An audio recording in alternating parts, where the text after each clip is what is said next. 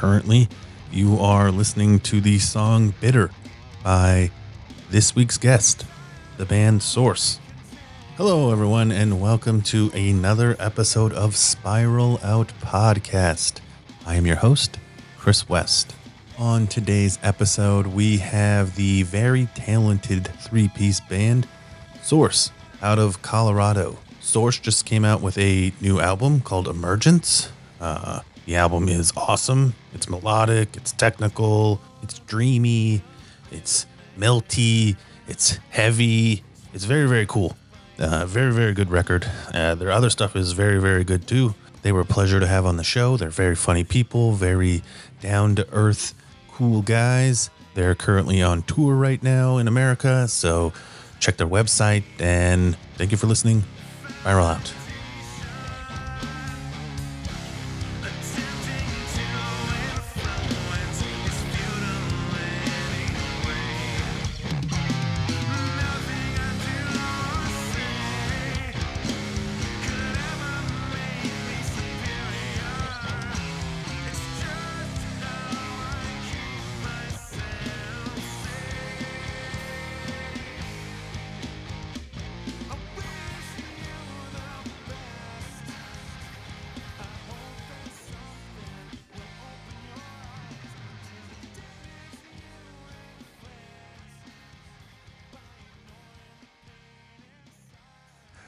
Hello, everyone, and welcome to Spiral Out Podcast. I'm your host, Chris West, and on today's show, we have Source. They're a, what do you call it, prog rock or prog metal? Or just metal? They're a band out of Boulder, Colorado. And we have Benjamin on guitar, Justin on drums, and Pascal on bass. They currently have an album that came out 2 days ago on the 13th, and they have a tour that starts on the 18th in Nebraska. Yep. Right? I have a lot of questions. So you have a new album called Emergence, right? Talk about that. It's your second album, right? Fourth. Wow. Give me the lowdown. I just listened to it. I think I've listened to it 2 and some change times in the last couple of days. Thank you. Thanks, man. I also listened to the previous album, Totality, that I saw on Spotify, which I really enjoyed that as well. I don't want to describe the music. I'd prefer you guys describe your music, and then I can jump in here and there. But talk about Emergence. What's going on? Yeah, so Emergence is the first album that the three of us have recorded together. Gotcha. I started Source back in 2013, 2014, and had a lot of member changes over the years. Justin joined in 2017, so he's been in the band longer than any of the other members except for me. And then Pascal joined 2 years ago now, like to the it's like exactly 2 years ago. Yeah. It's just you three, right? Just the three of us. Yeah. And it's been a long journey for me to try and find the right lineup, and this really feels like the right lineup. And this is the first time since our first album where all three of the musicians on the record are the three musicians touring for the record. And that's really exciting for us. And, we get to play the stuff that we wrote together, and then people get to buy the music. And so it's super exciting. And this album's also a lot more collaborative than our previous albums. It's been growing more and more collaborative with each album, but this one's very, very collaborative. Like Mandala, the last song, is pretty much exclusively written by Pascal, and then I did most of the arranging, but like most of the parts, most of the ideas for each part came from Pascal. So with previous albums, Benjamin, you were doing 98% of it? Yeah, the first album was like 95, something like that. Our bass player at the time contributed some stuff. And then Totality, Justin and I were more collaborative than we were. But that was our first record together. So it's just kind of, I had most of the songs written before Justin joined. Gotcha. Yeah. And then with Ethereal Self, our third record, it became more and more collaborative. And then by the fourth record, it was just like, I'm tired of writing stuff. Let's do it together. Yeah. And the things that I came up with, the guitar parts that I came up with, to go with bass parts that Pascal brought or drum parts that Justin brought, I probably would have never written Rock Band. So it's way more fun this way, and it's way more novel, I think, too. Yeah, this is my first band also. So like it's been incredible for me. I'm very, very happy. And like I have a solo project and stuff I was working on, but I very quickly realized that like I was just running out of ideas extremely fast. So that's to me like the whole point of being in a band is so that like you can blend different people's ideas and sounds together. And on I think a more not musically technical level, but just like personal technical level, it's really hard to keep yourself accountable and motivated. I think being in a band and hyping each other up, and you know, you have an idea that inspires me, I have an idea that inspires you, keeps people motivated. I could be wrong, but I feel like I think you're right about that for sure. Yeah, I like a bunch of my ideas for this band. Like Mandala was a couple little ideas I had forever that were just weird, and I didn't know what to do with. And I was like, I have these cool things, but I don't know how to make this into an actual song or actual music. But these guys did. Yeah. So getting into the music, I'm hesitant to put labels, but you guys obviously are like doing long form songs, different time signatures. There's tons of melody in it. How do like say Pascal comes up with bass riff? What's the progression from there? Like pick a song off the new album, and let's say let me pick a song off the new album, and maybe give me a rundown of how you guys maybe attacked the writing process. You guys are, by the way, the first band I've had on the show, I think. Hell yeah. Oh, cool. That's an honor, man. Because like we are about as diehard Tool fans as it gets. My neck hurts so much from Salt Lake City on Wednesday. Nice. We saw him in Loveland last 2 weeks ago, and our Mike, who made the album cover for our album, his poster, the first show got selected for the poster. We're like freaking out, like holy shit, our friend fucking did it, dude! Like so stoked. So it couldn't have been more perfect that our artist got picked for the Loveland show too. Like the show that we were all at, like that was really none of us got a poster. Yeah. Oh really? Let's take Bitter, right? That's the one you guys have a music video for. Oh, yeah. Perfect. So that song that was the last song we wrote, right? That was the last song we wrote for the album, and we knew that we needed something a little bit shorter so that we could have something that would be a little bit easier to market. It's always really hard trying to market 10-minute songs to people. And you have to make it twice as long of a music video too, right? So it should be twice as much money. Generally. Especially in like the age of TikTok, where like the people's attention spans are about 45 seconds, right? Most, right. Yeah. So I knew we needed something short, and I knew we needed something a little bit like more up tempo and fast, because everything's so like just like trancy and drony and stony and spacey, you know. And so Justin came in. Me and Justin lived together, and we have our studio outside where we recorded the whole thing.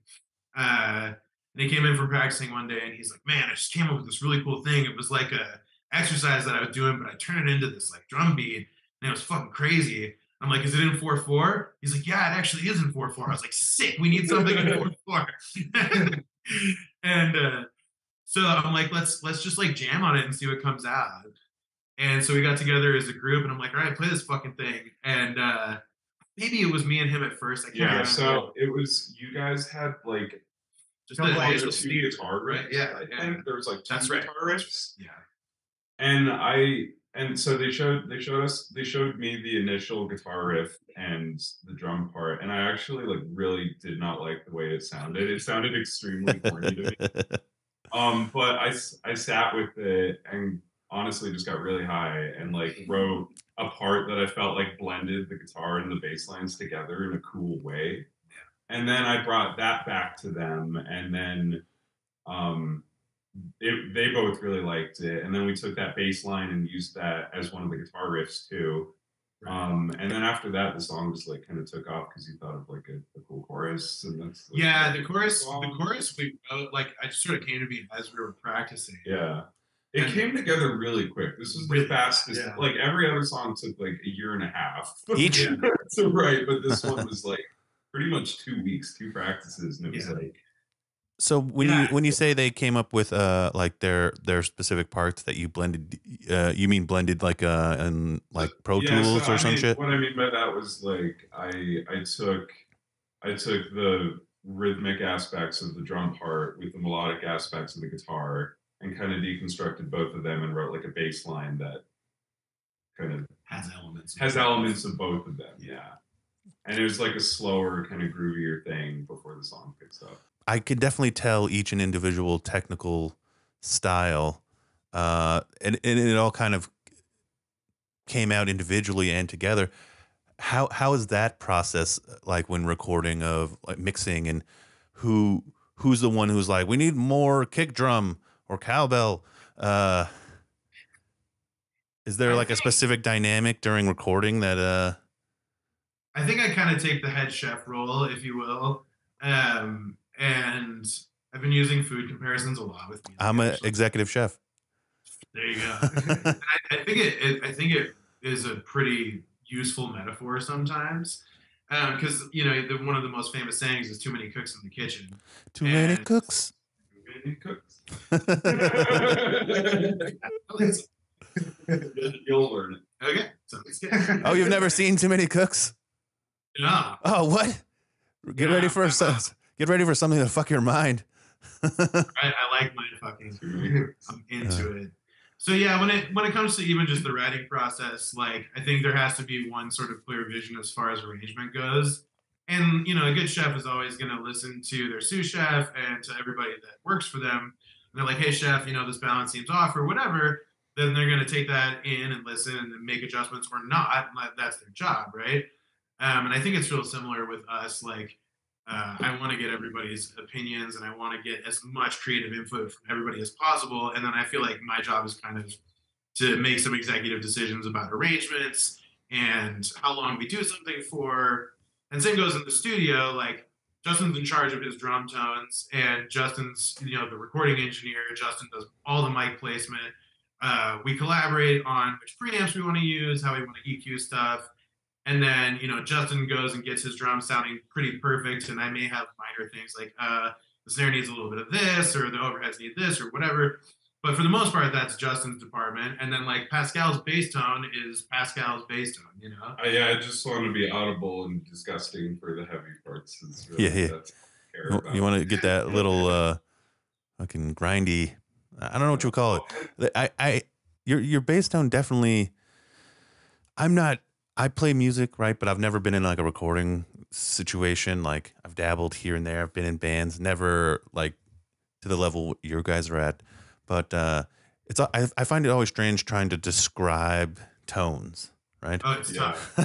Yeah. We it's part of our writing process too, to like make sure that each of us has moments to shine. Sure. And also that each of us we're not all playing the same thing. Like that way when we lock in, things hit hard. But a lot of the time, like we're like me and Ben are playing very different lines. Like Mandala, there's so much. Like there's this part where he's doing da da da da da da, and I'm doing dum, dum, dum. And it just like the way that we can make things offset, and then when they come together, it is honestly super Tool inspired, because you listen to a lot of stuff that Tool does, like Invincible. I hear it.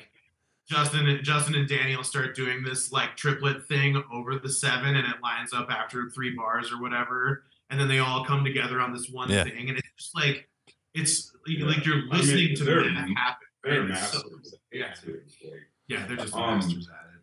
And as far as the bass tone too, like the other thing I wanted to say is that we work really hard to make sure that our recorded sounds is accurately reflective of how we sound live. Sure. So there's a shit ton of engineering that goes into that. Like my bass tone live is very similar to what's on the album, but there's just less processing. Like there's a lot that went into the bass tone on the album. Right. Like blending the bass amp, 1,000 mics, like having the DI in there.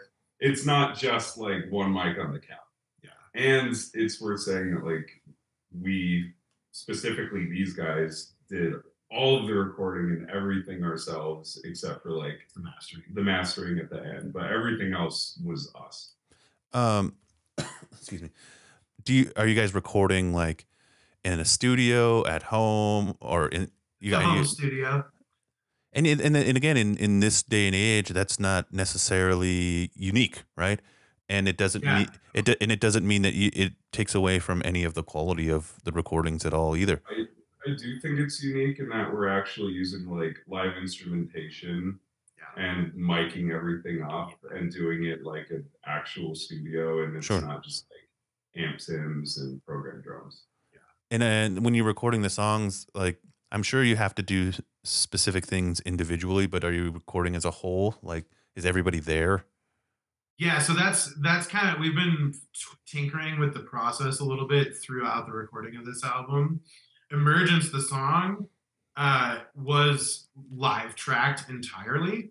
So all of the takes from all of us were played together at the same time. And they may not be like the drum take and like the left side guitars aren't going to be the same at some points. But it was all from the same recording session of us all playing together. And then we recorded the direct inputs from our guitars. Like we split that off from our amps and recorded it directly into the computer, and then did what's called reamping, where you send the recorded version of your direct input from your guitar back into your amp and mic it up. So we did it for that song, and I found that it actually was more trouble than it was worth. It sounds like it.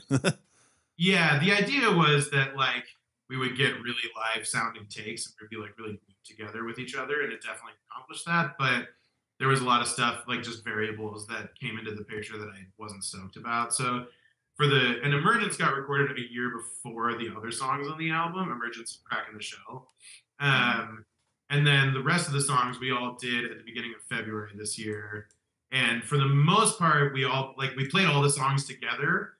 And then for the most part, we just kept the drums and then overdubbed the bass and guitar and vocals, obviously. And that seemed to work a little bit better. And that's how I had been taught to record since the beginning. Every project I've ever had, you record the drums first and you all play together, but everything else is a scratch track except for the drums. And then you go back and overdub everything else after you've got the drums sounding really, really good. And I think we're not going to mess with that formula anymore. I think that's a time-tested formula. So you figured it out for you guys. Yeah. Nice. And I'm guessing that streamlines things a little bit, right?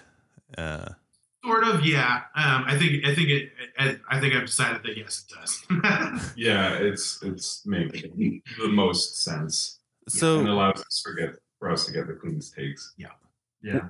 So the new album, Emergence, obviously that word has some inclination of like rebirth or birth in general.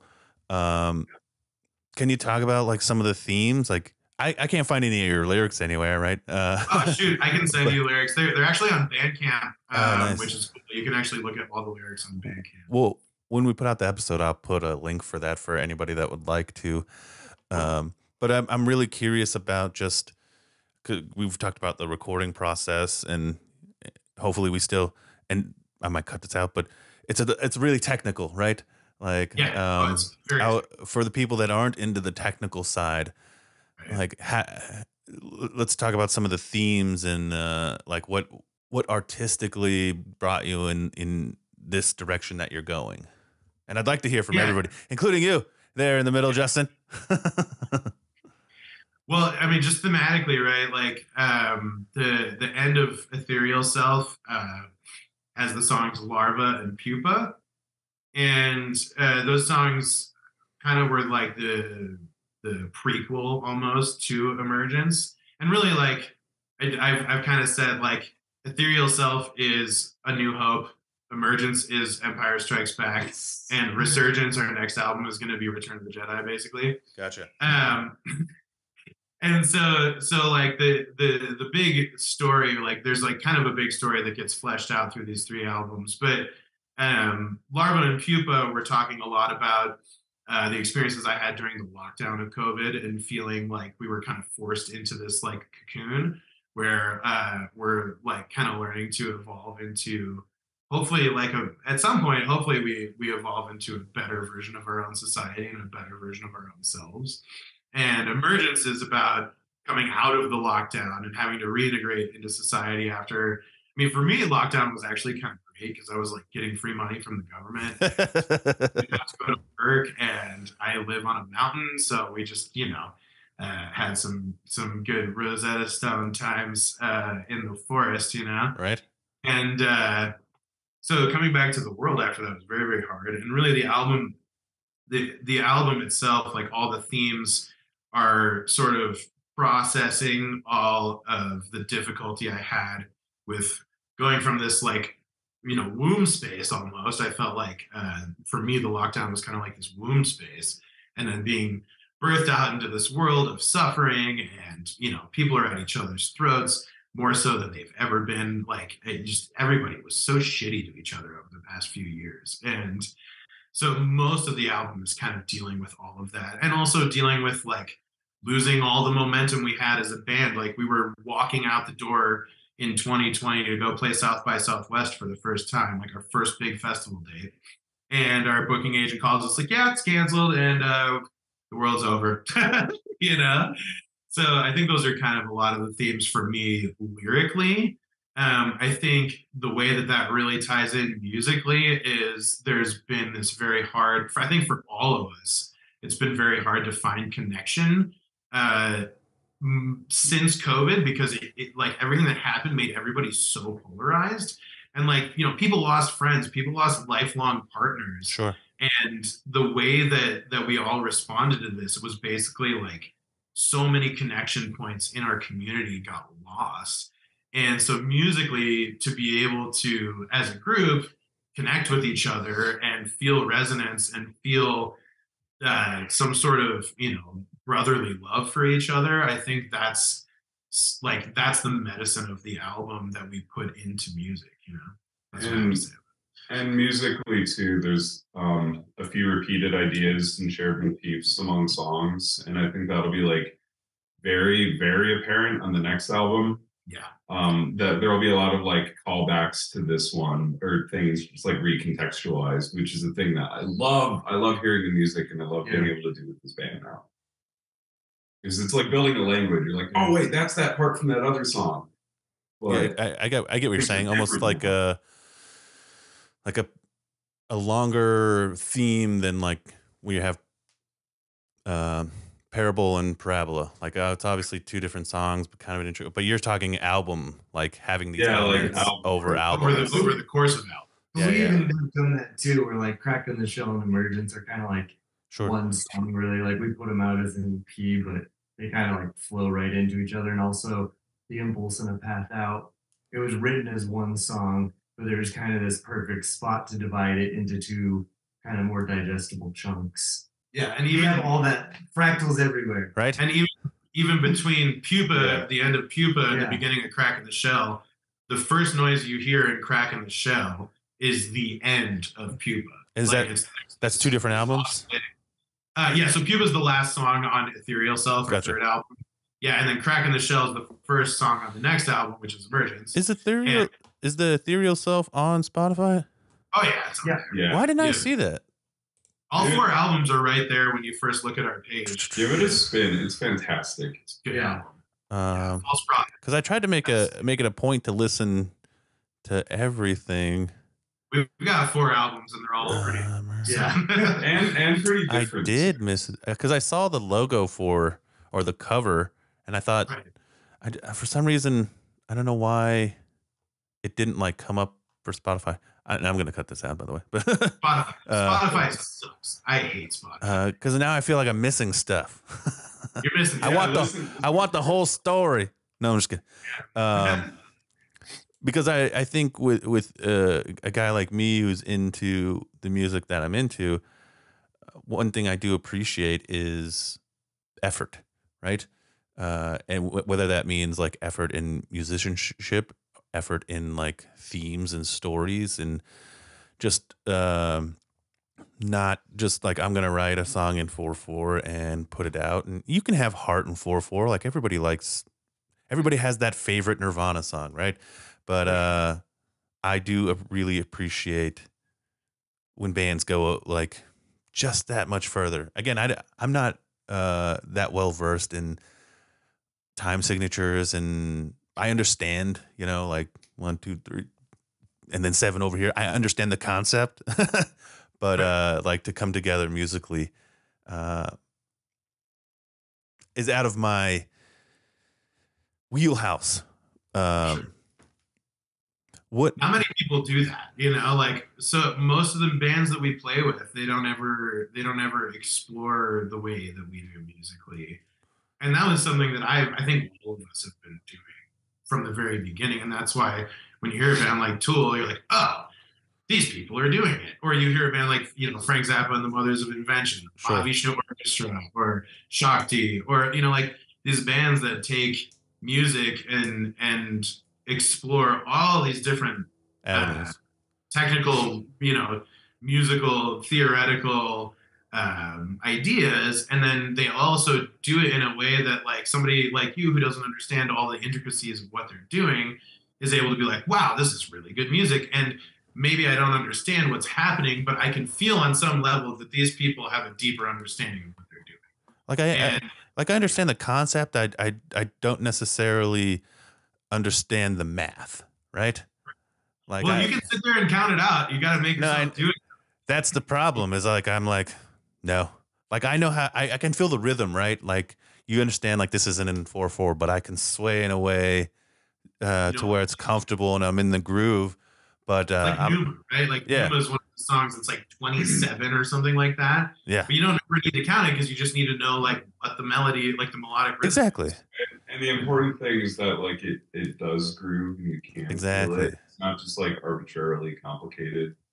There were times listening to your music where like I'm walking around the house and it's enjoyable. Like I'm doing other things.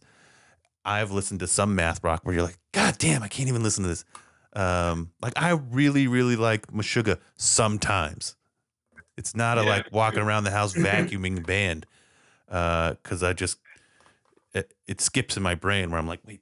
Well, the first bass line, the like kind of main bass motif in Mandala was actually inspired by something Meshuggah does. Oh, nice.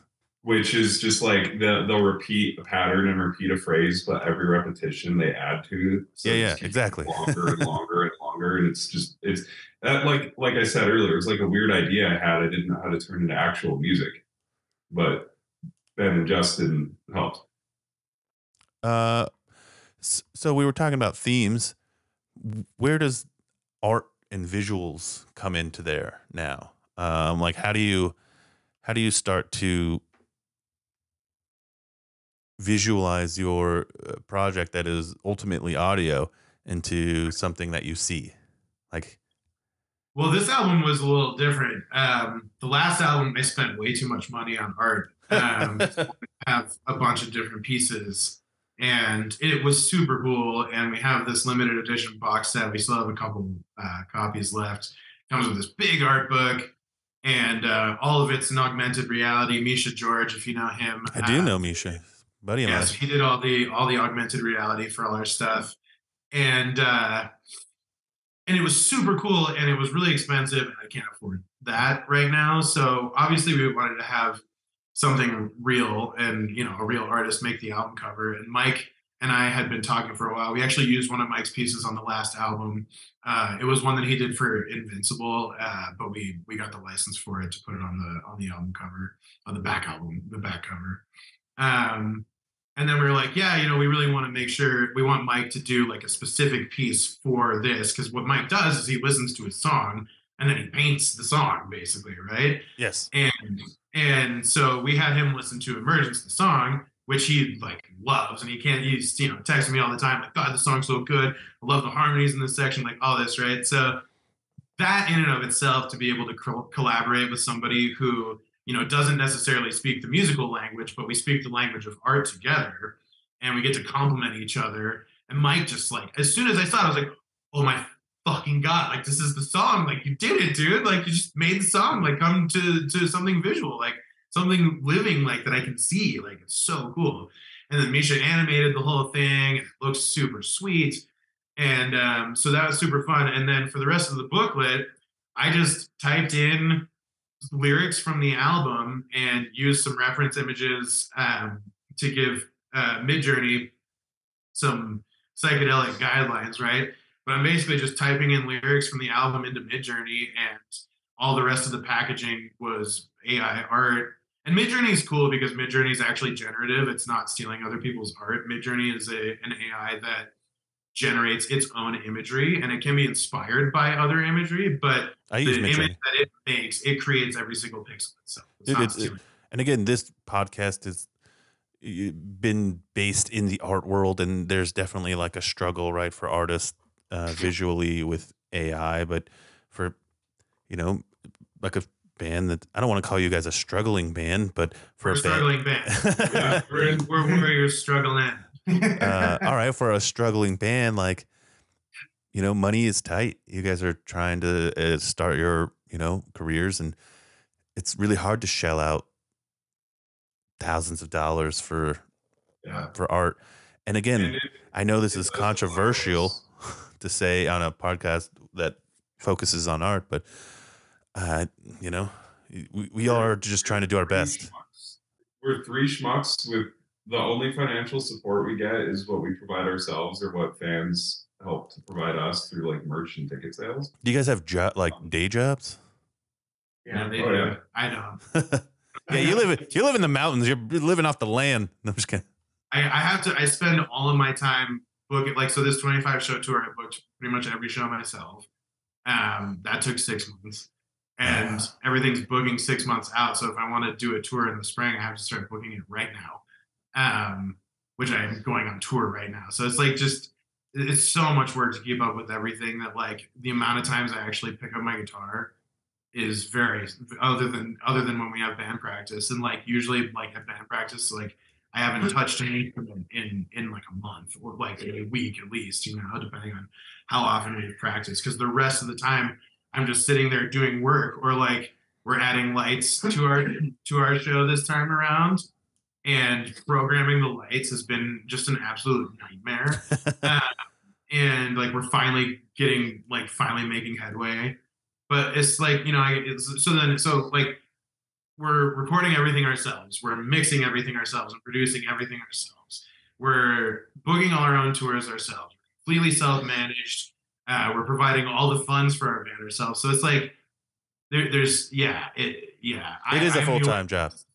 Yeah, it's more than a full-time job. This is Ben's job. This is my job. The advantage, though, of it is that we get to retain like complete creative control over everything we do. Mm-hmm. And control over how we spend the money that we do have too. That was a big thing because we were on a label for Return to Nothing, which I wasn't a part of the band during that album, but Totality as well. We were still on a label, and they basically just stole a bunch of money and didn't use it how we wanted it. I don't think they used it. I think they put it straight into their pockets. I asked them for receipts. They told me that they don't have time to show me receipts. I'm like, okay, well, that was my money. That was my money. So show me how you spent it. Oh, well, we spent $25,000 on distribution. Okay, I spend $20 a year, and I can distribute any amount of songs to every single music It's site. like 7 clicks. Yeah, exactly. It's like, okay, so where did that 25 grand go? Thanks, you fucking assholes. Again, this is not something I'm very versed in, but like, I'm very curious about this like label thing now, where how do they get your money in the beginning? Like, is it from touring? We give it to them because we're fucking idiots. Well, all right, but I mean, like, did you just give them like straight $25,000 and then? Oh, damn. I was just curious, or if like you're touring or doing shows and making money, and then they just like collect it, or you just straight was like, here, help, like, we're on your label, help us be, you know, successful. And they're like, yeah, sure. Yep. That is 100% it. It's like, they're like, oh, what? And so for the second album, the first album, I gave them $50,000. Yeah, stupid, dumb. But I was a kid, and I'm like, you know, back in 2016, things were different. You know, like the record labels, the record industry still had some clout. And growing up in the 90s, like, yeah, I get it. you get convinced that like being signed to a label is this like glorious, awesome thing. And I signed this document, and the guy's like, "Oh, now you can tell everybody you're in a signed band." And I'm like, "Cool, but what does that mean?" Yeah. And come to find, it doesn't mean jack shit in this day and age. And so for the second album, I was like, I'm basically not going to do this unless you guys put up money yourselves. And they're like, okay, if you put up 25, we'll put up 25. I'm like, okay, cool. I will take 25 grand worth of promo. Like that makes sense to me, right? But they didn't spend it. Like they spent my 25 grand and they put their 25 grand into distribution. Yeah.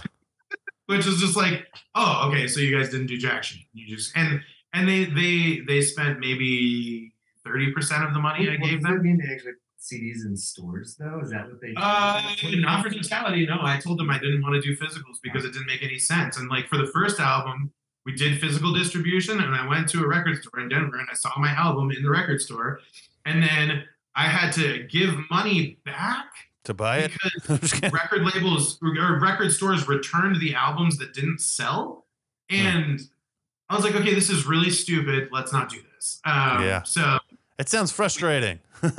It's so frustrating. And then we didn't do physical distribution for the second album.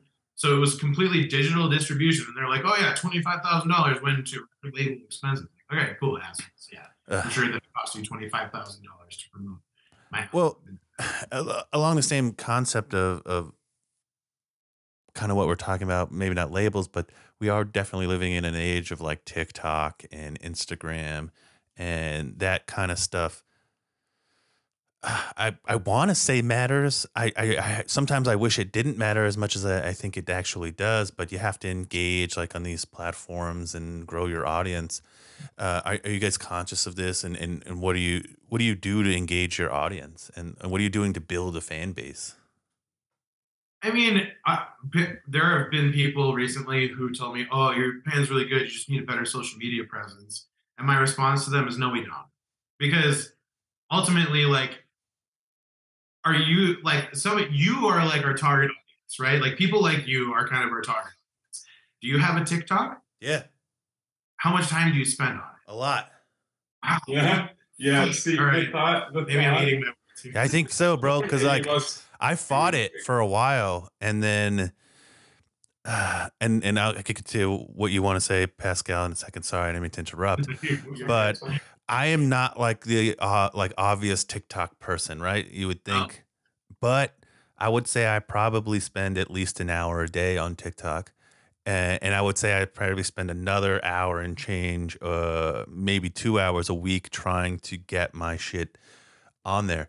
And recently, just the same work that you're talking about, editing, just taking small chunks of videos and I know, and I see you shaking your head, and you're like, "Fuck, this sucks."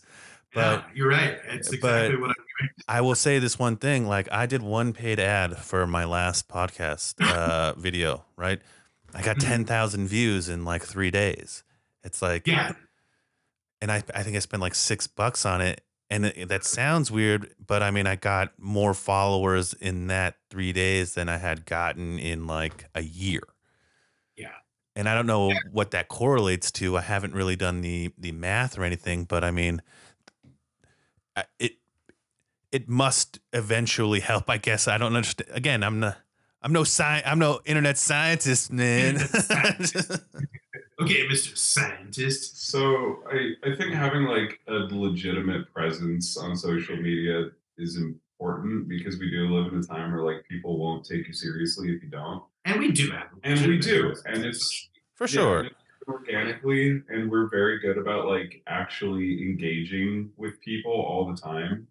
Not just blasting people with bullshit too. Yeah, it's like we're because we're independent, we're just three guys, and we all run the social media together. Yeah. So it's very personal, and we offer like real engagement with our fans, which I think a lot of other acts just don't really do that to the level that we do. But that's kind of the main thing is like everything we do, we want to do it with integrity and not because we feel like we have to or because we're chasing trends or like the thought of doing that makes us all want to throw up in our mouths. Believe me, I am right there with you sometimes. But, I'm like, God damn it. We could also be shooting ourselves in Yeah. I mean, we could make a TikTok. It's probably not the worst thing, but yeah. I think ultimately the thing I've seen the thing I've seen is that like somebody sees our video online, maybe 1 in 20 of those people becomes an actual fan, Sure. you know? Which, that's one more person, and that's great. And like we're doing a huge, paid ad campaign right now, thousands of dollars of paid ads, and it's growing great, right? And it's good exposure for us. But the idea, I mean, we have like a funnel, right? So we have all these different ways to kind of get people into the funnel, but it's all funneling people towards coming to see us live, And when people come see us live, that's when you make a super fan. Like, yeah. Most of the people who do come to the shows walk away being a fan, and that's what's most important. Yeah, like Well said. a big social media presence or a big online following absolutely does not necessarily translate to people who actually care about the band and are willing to support you and show up. That's what I'm saying. Yeah. Again, both well said. But this is not but it's just me transitioning. You have to have something, right? You have to engage on some level. And what does that engagement look like with fans? Like, are you guys? I have something to say about this. Yeah. Like with fans and people who love us, like it's a dialogue, and we even have like inside jokes with a bunch of fans. With like our actual fans, we have a real relationship with, and then with what I seem to notice with at least 50% of the engagement from like targeted ads and paid promotions is specifically the message. Yeah, specifically the basic video, but a lot of stuff is like people just shitting on us. It's like I get it. I know, man. Yeah, bitter dudes in like their fucking 50s who've never done anything and just like just want to vomit on us. And honestly, like I love it. I know it's fun. And I just want to have like a little compilation of like all of the insults we get because it's engagement and it's hilarious. And we'll engage with that too. But like that's kind of a big part of the reaction we get from like the sponsored posts and things like that is just people shitting on us, and I love it. It's hilarious. Yeah. And then people fucking get into fights in the comments. Yeah. It's fantastic. And all it does is just put our shit in people's faces. So what I like to do is whenever if I'll see like some comment about my podcast or something like that that's super negative, especially on Reddit, I try to stay away from Reddit. That's the one I don't engage with a ton. But oh no. What I'll do is they'll be like, "Oh, this podcast sucks." Blah blah blah. I'll go in there like anonymously and be like, "Yeah, fuck that guy. He is terrible. Exactly. He's the worst." I heard he doesn't even like terrible to say on. Tool song is Calling Voices. I heard his favorite Tool song is Judith. No, I'm just kidding. Oh shit! Wow, that's brutal. But yeah, exactly. Stuff like that. I think it's hilarious to shit on my own self when other people shit on there, especially when they don't know it's me. It's so much better. They know it's us when we respond, but I just troll the fuck out of people these days. One of my favorites is someone said we sound like a garage band, and so Ben commented back, "Can we use your garage next Saturday for practice?" Right. And again, I think that's the part that's interesting to me, I guess, just being creative in general, whether or not it's posters, music, podcasting. I do short films too.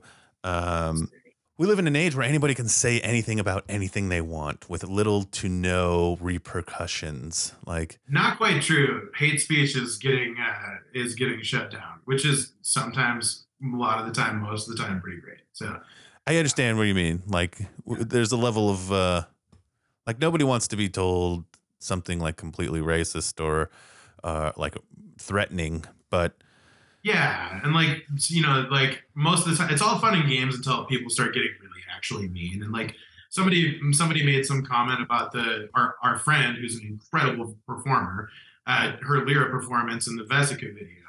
Somebody said something really cruel, and I was like, "Shut up, sit down, go to therapy, stop." Oh, like, dude, also people just like fucking hate women. Well, there's just if there was any specific group out there, there is another group that specifically just hates that other group. It doesn't matter what it is. They actually really love that group. Maybe even like that group, but they feel so much shame inside of them for doing that. that they lash out in the exact opposite way. I think that's the case with our band. It's Absolutely. just like it's fun. If you look at the people who shit on us, it's like the same guy over and over again. Not literally the same guy, but like the same kind of person. They're a thumb. They look like thumbs, and they're fucking Kyle. Yeah, they think they're experts in music and they've never done anything, and that's why like I encourage people to just come to a show and like see what we're about, because we're really fucking good. Honestly, like there's no way that they could do the stuff we do. Yeah. Because the time and dedication that we've done, like we're a fucking good band. And that's why they hate on us. That's why they hate on us, because they know deep down we do what we do, because they don't have the fortitude to do it. Yeah, pulling this off is really hard. Yeah. I mean, and that's so literally doing one anything. One guy starts shitting on us. Sorry. Yeah, go ahead. One guy starts shitting on us, and he's like, "Oh, you're over drumming. Be more like Rush," was basically like this whole thing. And it's like, dude, Neil Peart is like the most busy drummer ever, right? Like, what the fuck?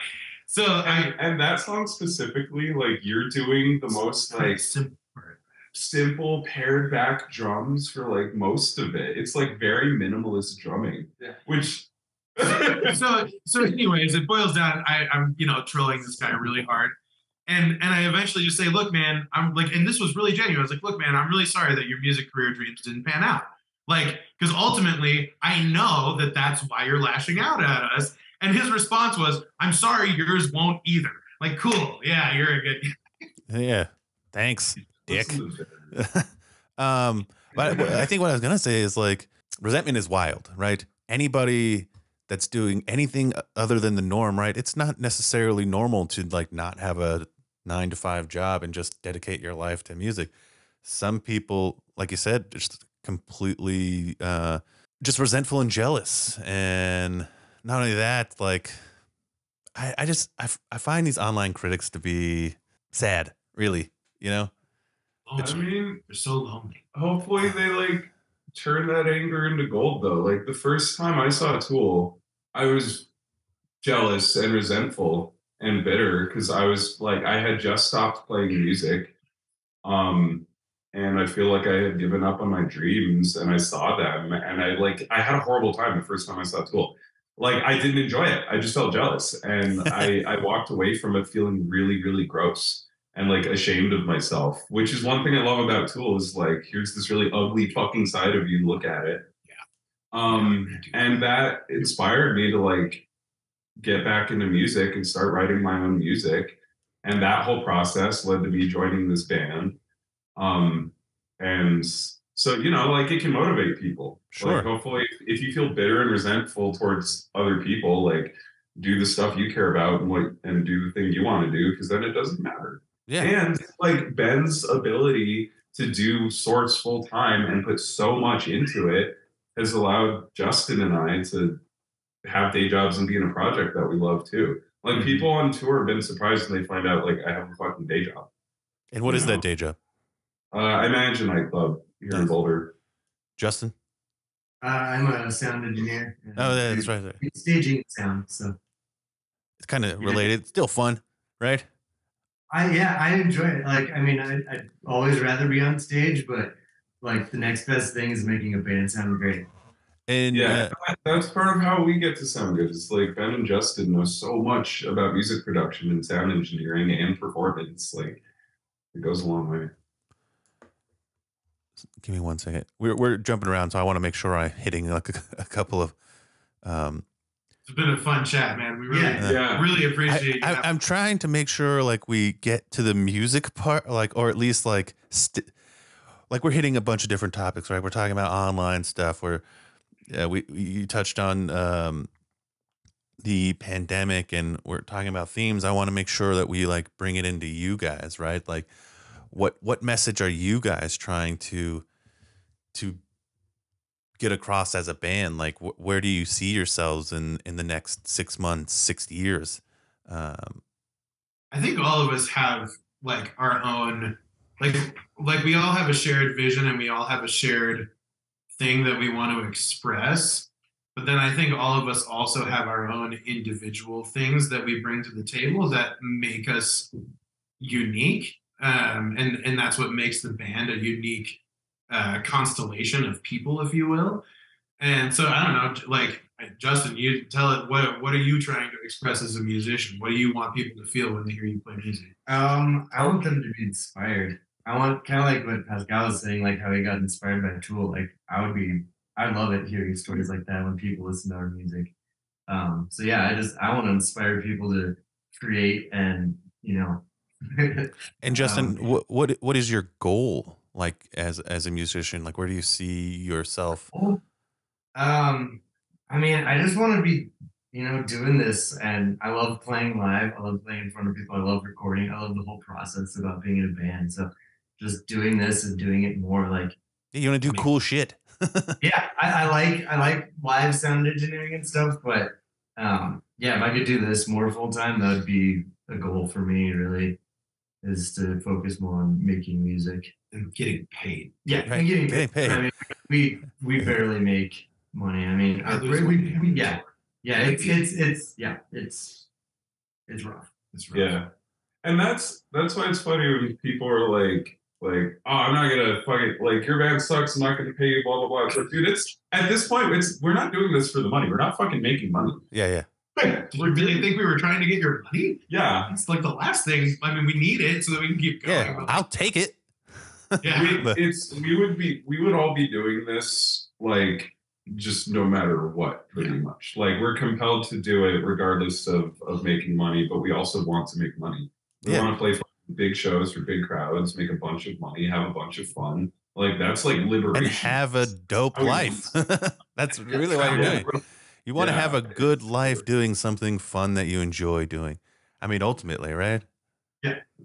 And I think that makes people really jealous because we have the drive and the willpower and the willingness to feel all the discomfort that comes with it, just so that we can live a life that is uniquely our own and that is in pursuit of joy and pursuit of spreading joy, and people see that and they get so jealous because they know deep down, like these specific, keyboard assholes know deep down that they're doing absolutely nothing for them. And that on some level makes them hate themselves. And you should hate yourself. Yeah, why not? Yeah. So for me, I've had to really change my perspective about why I make music. When I was younger, I had this idea that like I was talented and so I was owed success. Yeah. And I completely understand that. Starting Brazilian Jiu-Jitsu 12 years ago really choked that out of me real fast. And honestly, doing Brazilian Jiu-Jitsu is probably something that it's probably the one thing I'm most grateful for that I started and will continue to do until I can't move my body anymore, because it's this very visceral way of understanding what Miyamoto Musashi would call the way, which, he says, once you've understood the way broadly, you can see it in all things. And I think doing jiu-jitsu is probably the most effective way I can think of to understand the way, which ultimately means doing something, being able to create quality, effectiveness, being able to have a goal and then accomplish it, Sure. And I think jiu-jitsu has taught me that more than anything. And one of the things that it's done is it's just really broken down my ego. And when I first started making music, I felt like I was making music more for other people than myself, or it was maybe like 50-50. And as I've gone through getting, tons of bad reviews and people saying we're just this giant Tool ripoff band and, people telling me that I suck and blah, blah, blah, blah. Like all of the disappointment that comes with that is really just attachment to other people's validation. And the process of making art and releasing it is a really great way to break down a need for validation, hopefully, if you can make it through. But now, I've had to really take a look at why, like my spirit, like from a spiritual perspective, why do I make music? And ultimately, like I make music to heal myself and to understand myself and to heal. And I have people who ask me about what is the song about or what is the song about, and I'm like, I don't want to answer that for you because one, like I don't know who you are, and this like the stuff I write music about is as deep and personal as it gets. And I try to do it in a way that's artistic, that isn't just like, I hate myself, or whatever. Like, I understand. You, me.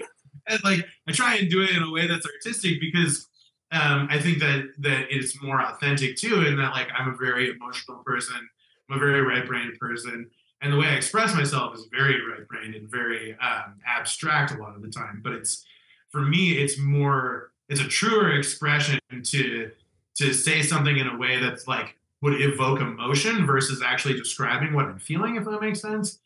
So like most of my lyrics and most of my music is like processing my own personal growth, my own, it's just you understanding.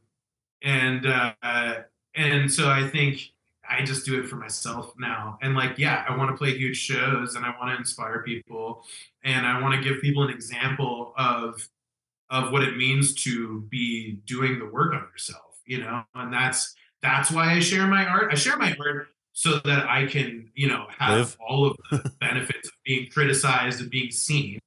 I think it's a really important part of being an artist.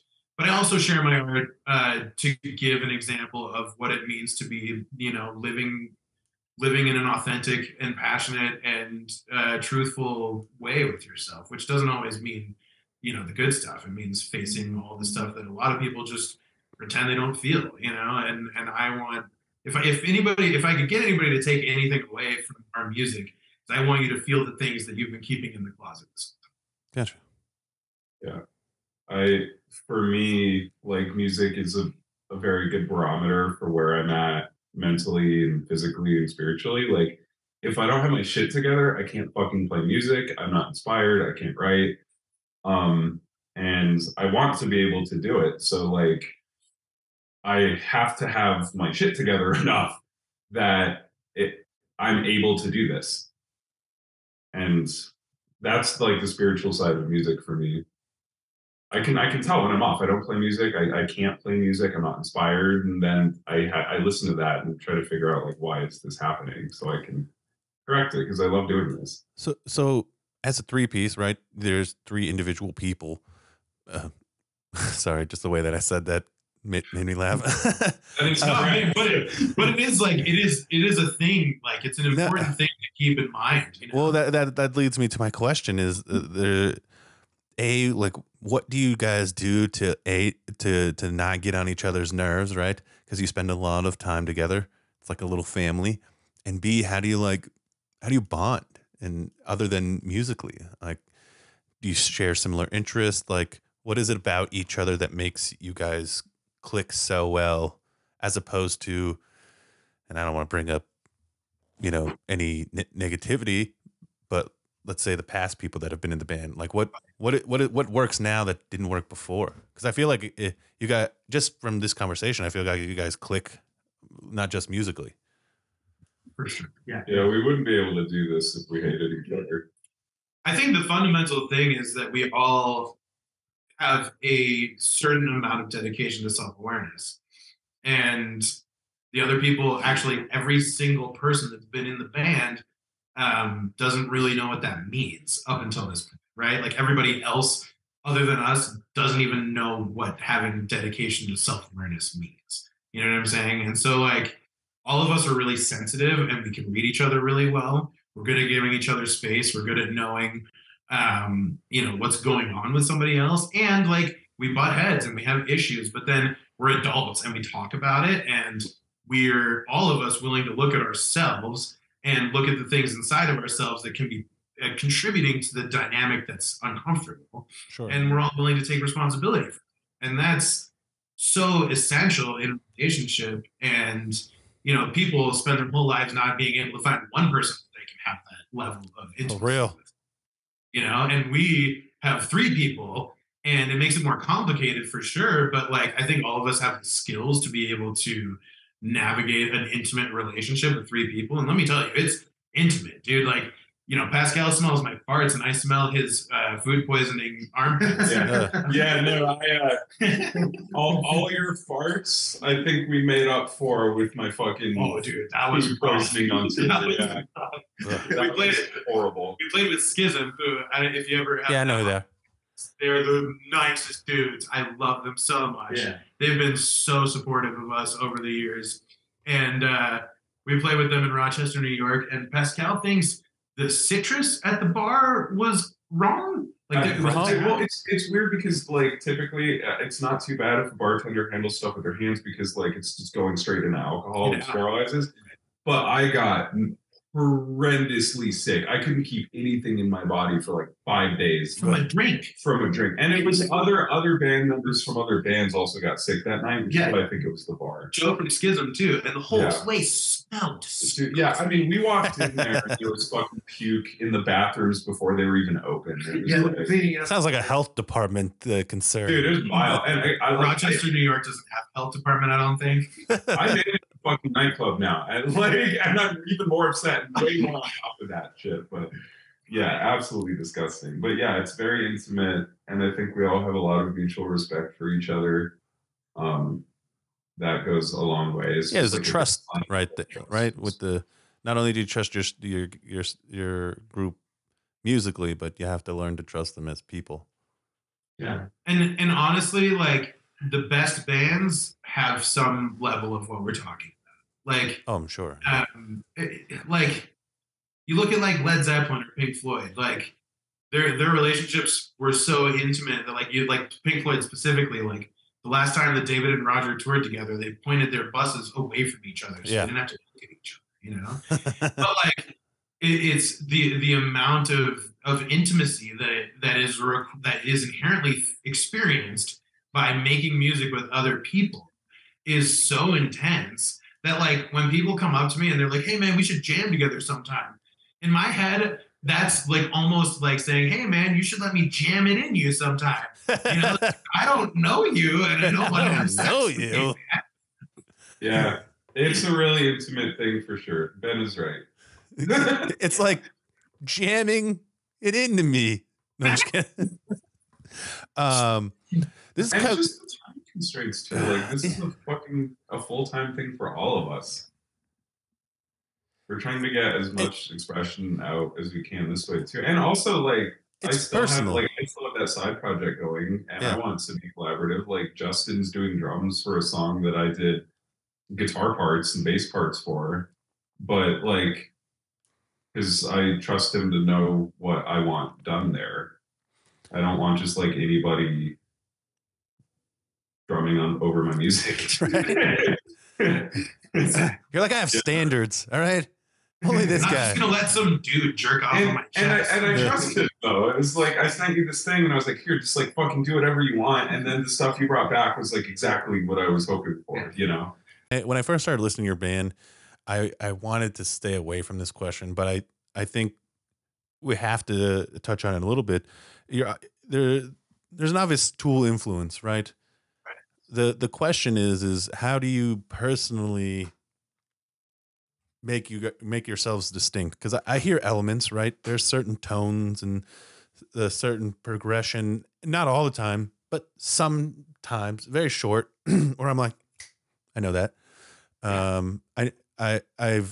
This is reminiscent or whatever you want to call it, but it's definitely, you don't sound like Tool in my opinion. Thank you. That means so much. Thank you. But I can hear the influence, right? Yeah. And I hear elements. So consciously, what are you doing to set yourselves apart, right? It's not the worst thing to be associated with, in my opinion, the greatest band that has ever existed. But you feel the same way. You don't want to be derivative. So how do you set yourselves apart? Well, I actually wrote a song about it. It's called The Insipidness. Wow, my brain. So yeah, the song The Insipidness off of Ethereal Self is about how it's essentially like impossible not to be influenced as an artist. And I compare influence as being like food to a plant. And like the plant absorbs this whatever, and then that actually like shows up in the plant. You can see it, you can taste it. Like just growing weed, you know, like the way that you grow weed, like if you put a bunch of chemicals in it, you're gonna fucking taste chemicals when you smoke it, you know what I mean? So I think Maynard will be the first person to tell you that anything good was ripped off from somebody else. Sure. And I have said before and will say again that all artists are just ripping off God, if you will. And I see what you mean. Yeah, right. So I think the idea is to just really immerse yourself in the artistic process, like as a whole, and understand what the artistic process is about, and understand influence, and understand trying to create something new. And like, I think for me, I don't think so much about like trying to differentiate ourselves from Tool, other than like if somebody has an idea that's like, oh, we should do this, I'm like, oh, well, that's actually exactly Rosetta Stone, so we can't do that. But that's really all I spend thinking about it. And I want to make sure I'm not like writing the same lyrics. I think it's kind of weird. Fear Inoculum has a bunch of source lyrics, like little snippets that are source lyrics that were written before I ever heard Fear Inoculum, on albums that were released, in 2016. He, like, Maynard says, "Eyes full of wonder," and I said, "Wonder fills my eyes" on our first record. Like some weird things like that. So what you're saying is you don't sound like Tool. Tool sounds like you. No, my roommate has actually said that before. He's like, he heard Fear Inoculum. He's like, dude, Fear Inoculum sounds like Source. I'm like, whoa, that's weird. and who knows? Maybe. Yeah. I was going to try to say something funny, but I got nothing. No, we're just different bands, and we all have our own sound. And I think like the less we give a shit, the more we sound like us. But still being cognizant of like, okay, this does sound right. Too much like a thing. Let's change it up a bit. Well, so Mike Gamble did the art, right, for you guys. He was on the podcast 2 episodes ago, or an episode, I can't remember. He obviously was influenced by the band, like his art specific. And by Alex Gray too. Well, you might appreciate this. Like I'm friends and acquaintances with the Grays.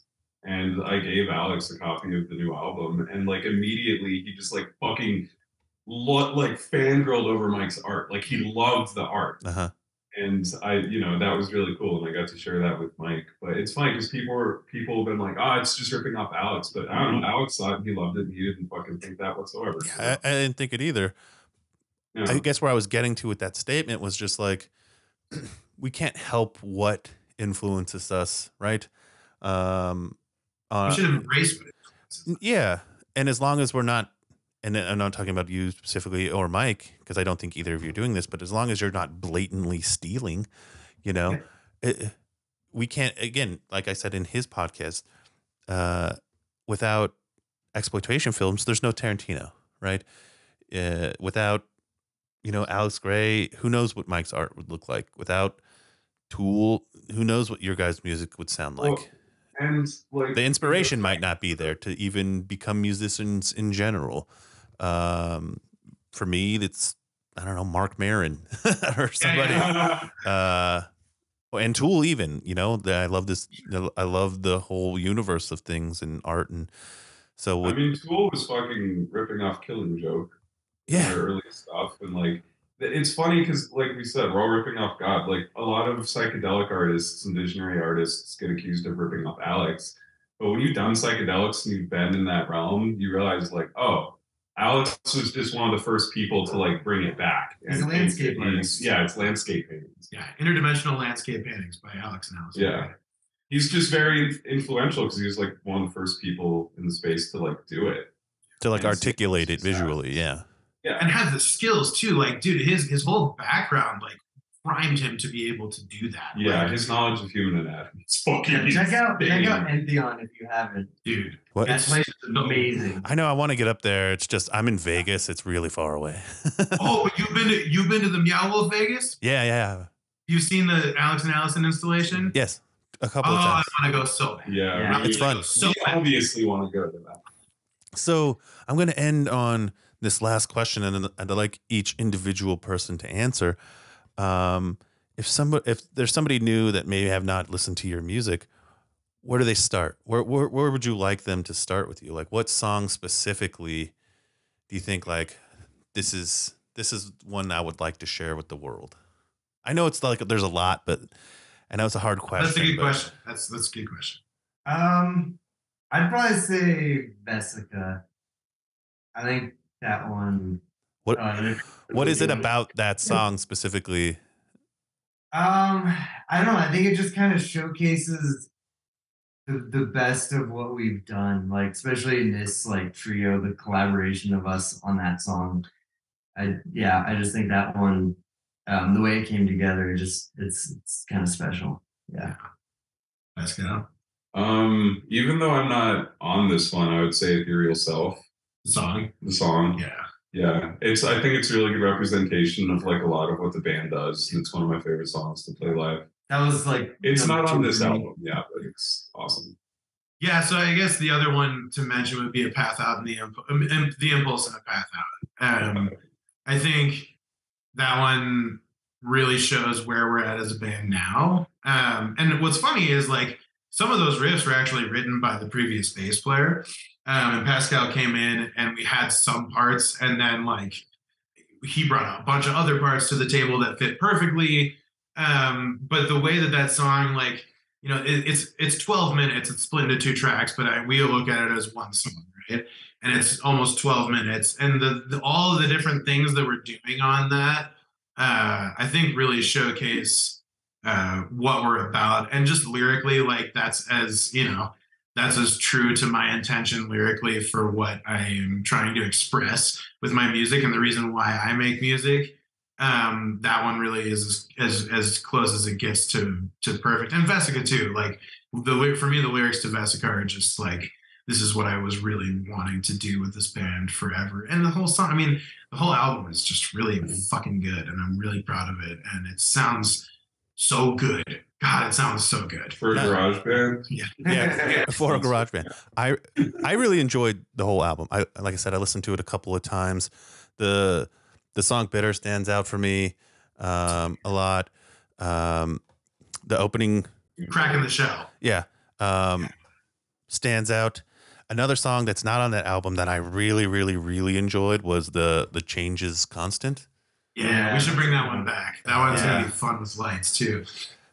I have one other question you just reminded me of that I forgot to ask, but so again, a lot of your songs are upwards of 8, 9, 12 minutes. And I hate to bring Tool up, but when they started, I think their songs were a lot shorter, right? And they progressively got that way. I find it interesting when a band goes right to the, like, I feel like it's going to be harder for you to, I don't know, create the universe, right? With long ass songs. Yeah, no. And that's why we've been trying to write. And that's so part of the reason, like, it's funny, but like when you look at the track listing and you see, all the songs and nothing really gets over 10 minutes until the end. There's 2 that look really long. If we had A Path Out, The Impulse and A Path Out as one song, it would have been almost 12 minutes right in the middle of this album. I feel like that would have deterred some people from listening to it. Sure. But when they look at it, they see, oh, like, yeah, all right, these are all somewhat digestible, right? So a lot of what we're doing it now, like especially with the next album, it's just a little bit of trickery. We're intentionally writing songs with parts that are going to be their own tracks, but they're all going to be ones, like it's going to be 3 completely understand. 3 tracks to one song, right?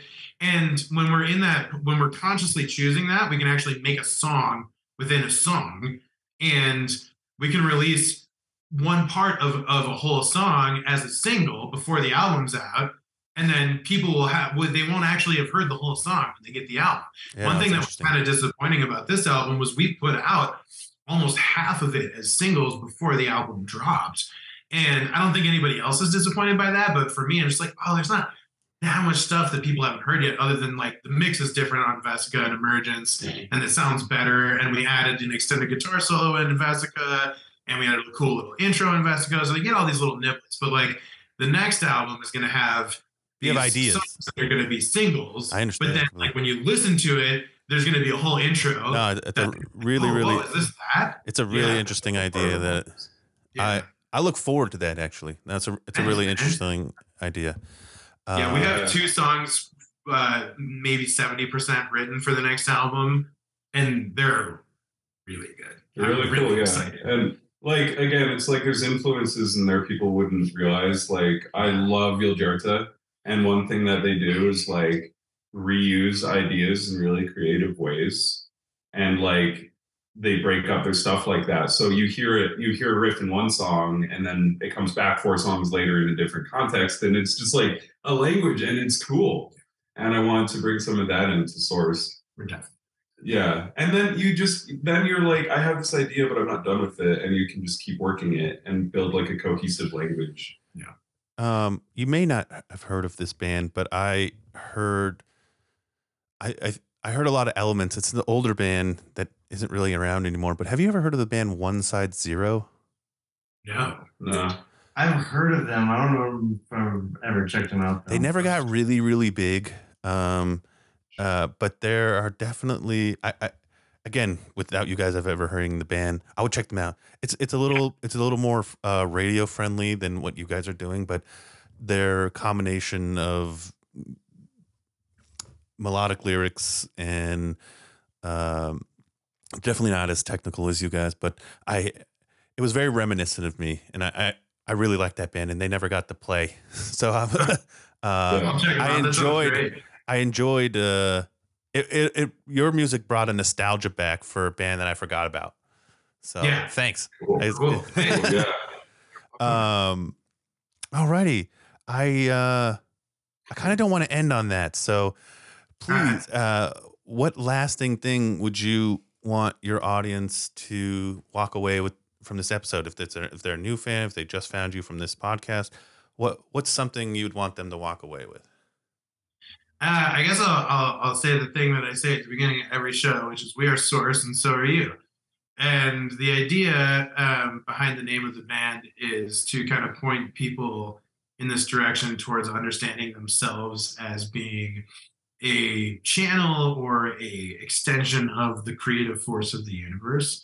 And I think what I really want people to feel when they listen to our music or come see us play is that they feel some sort of connection to all that is, and that they are not separate from that, and that they're actually a digit of the one thing that is. I call it a tentacle, and it's all an octopus. I know exactly what you're talking about. Yeah, you know exactly what I'm talking about, and I think when you leave a Tool show, you feel that way. And that's actually, I feel like you're asking a lot from an audience. Well, I mean, there's a lot that needs to change about the world. You're not wrong. I really believe that if everybody or more people spent time focusing on that, focus inward and outward, and see that, like, the visions that you have, in a psychedelic experience are actually like almost exactly the same as like the veins of a tree, or like, that we're all one sculpt. Yeah, we're all one, and we're all part of this big, massive thing. And it doesn't mean you have to love everybody. I mean, like, you should have. I feel like people should have some sort of love for everybody, and that, like, existing is really fucking painful, and everybody's just doing the best that they can. And also, people can do better when they start to learn more about themselves and learn how they're actually one with everything. And so I encourage everybody to dive into the source, man. You fucking hippie, dude. Well, on that note, thank you guys. If you're, again, listening, check out Source on probably every media platform, right, that exists. Their new album, Emergence, is out. That just came out a couple days ago. They're on tour in a couple of days, so if you get a chance, go see them if they're near you. Thank you guys. Tell everybody where they can find your stuff, where, merch. Do you guys have merch? First of all, yeah, we have merch. Yeah. Go buy their merch. Thank you for having us on. This was super great to connect with you. Yeah, man. Yeah, it's great. Like, whenever we meet real Tool fans that have that's 1% of their poster collection level of Tool fans. It's like 10%, maybe 15. I don't know. Yeah, well, whenever we meet people like that, it feels like there's like a shared sense of community. Like, yeah, we're all part of this group, you know. And sure. And we're better than all the other groups. No, I'm just kidding. You're not wrong. No. You're absolutely right. That's how we connected too, was over Tool. Yeah, exactly. So thank you for having us. Of course. And, thanks for anybody listening. Like we feel you even though we don't know you. So if you want to listen to the album, probably the best thing to do is to go to solo.2/listen to source. That's like our link tree basically, and it's got all of our links. We picked a really great name for search engine optimization. And so solo.2/listen to source. I'll have the link will be with the episode. Cool. Yeah. And then and you can just go to listentosource.com for our merch store. We have really cool shirts. You can get Mike's art on a t-shirt or a poster. We still have augmented reality posters, although I'm not sure if the augmented reality is going to work on both the poster and the CD. Misha was having some issues, so we'll see when one of them is going to do the movement stuff. Gotcha. And then the live section will have all the tweets. And if there's not ticket links for shows, there'll just be tickets at the doors, so don't worry about it. And you can, I'm sure, find them on Instagram, right? Yep. And listen to Source on Instagram, Facebook. You search Source Band on Facebook, and you'll find it. They welcome all trolls. I'm just Bring all the away. So again, thank you guys a lot. This was fun. Again, first band. I'm looking forward to seeing you guys progress. I hope. I wish nothing but success and cool shit. Right back at you. Thank you. Yes, seriously. We wish you nothing but success and cool shit. Yeah, that's the vision. That's what we want. Yeah, success and cool shit. That's all I ever wanted. Nothing particular. But again, check these guys out. Source, listen to the new album, Emergence. Thank you for listening. Dude, thank you so much. It's great to connect. Yeah. All right.